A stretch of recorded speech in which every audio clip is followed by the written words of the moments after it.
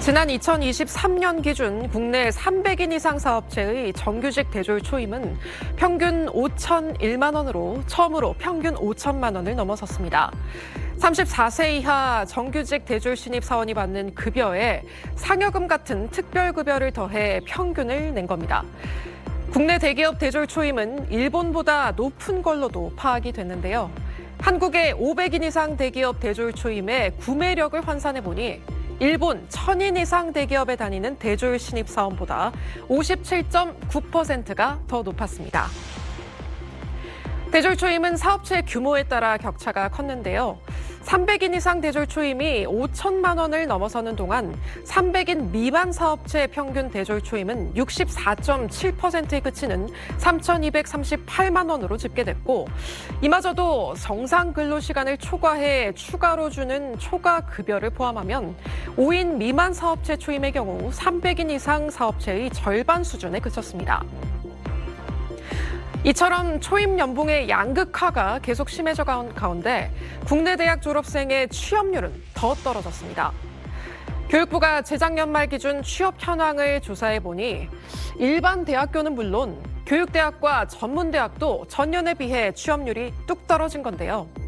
전체적인 채용 규모 자체가 쪼그라든 탓도 있지만 갈수록 커지는 대기업과 중소기업 간 격차 때문에 청년들의 취업이 계속 미뤄지고 또 취업 자체를 포기하는 추세가 커지고 있다는 분석도 나옵니다. 중소기업에 취직을 하는 순간 대기업으로 이직이 상당히 어려워지거든요. 앞으로 대기업의 취업 기회를 엿보면서 그냥 쉬는 이런 경향이 강해지고, 그런 기간이 길어지면 오히려 아예 구직을 포기하는 그냥 쉬었음 청년으로 전락을 할 가능성이 커지는 거죠. 구직 활동조차 없는 쉬었음 청년 인구는 갈수록 늘고 있는데, 지난해 11월엔 그냥 쉬었다는 청년들이 40만 8천 명으로 전년보다 17.9% 는 것으로 집계되기도 했습니다. 화요일 친절한 경제 권혜리 기자 나와 있습니다. 권 기자, 일을 하거나 찾지 않고 그냥 쉬는 청년들 얘기 친절한 경제에서도 몇 번 짚어봤었죠. 네. 한국은행이 이 그냥 쉬는 청년들을 심층 분석했다고요. 네, 이 그래프를 보시면요. 올해 들어서 특히 사회에서 자리를 잡는 연령인 25세에서 34세 사이, 여기서 유독 그냥 쉰다는 사람들의 비중이 급격히 커지고 있는 게 한눈에 보입니다. 아이를 키우거나 아프거나 구직을 하고 있는 게 아니고 학교 또는 취업 준비를 위한 학원을 다니고 있는 것도 아니고요. 겉으로 보기에는 뚜렷한 활동이 전혀 없는 상태인 25세에서 34세까지의 청년들이 1년 만에 8만 6천 명이 늘어나면서 25.4%나 증가했다는 겁니다.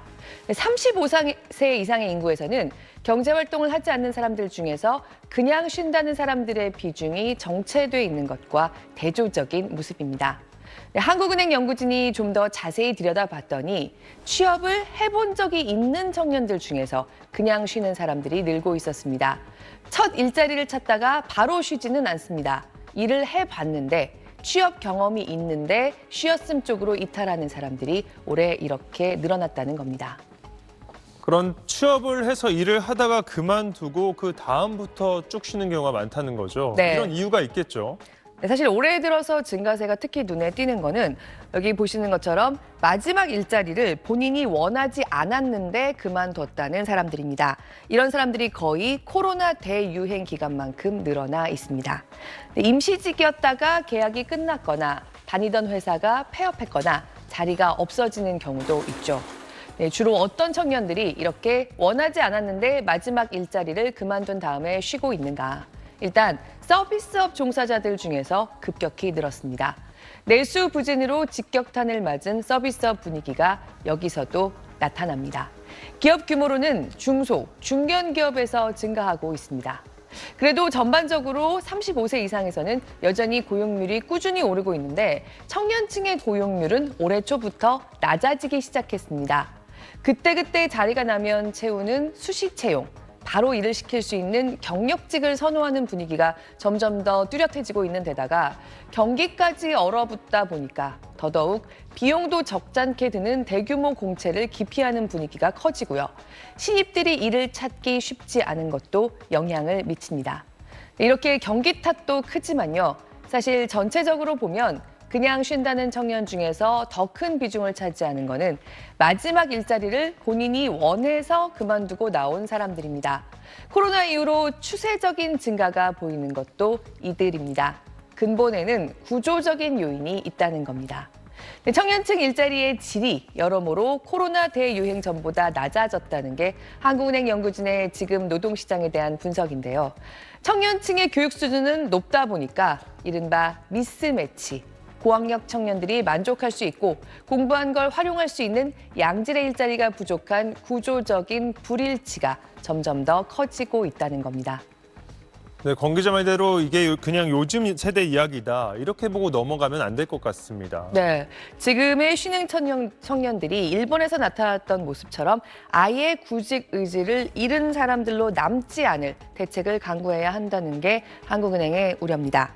한 번 쉬었음 상태에 놓이면 계속 일자리를 찾다가 취직하는 경우보다 취업에 성공할 확률이 현저히 낮아지기도 하고요.